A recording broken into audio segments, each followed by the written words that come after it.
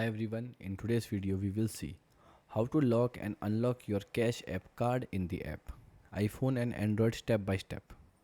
Firstly, how to lock your Cash App card.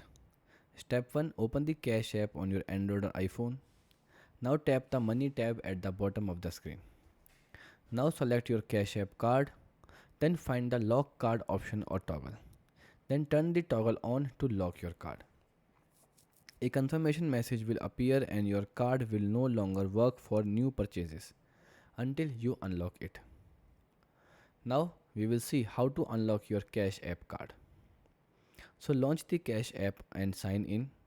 Then tap the Money tab and open your Cash App card.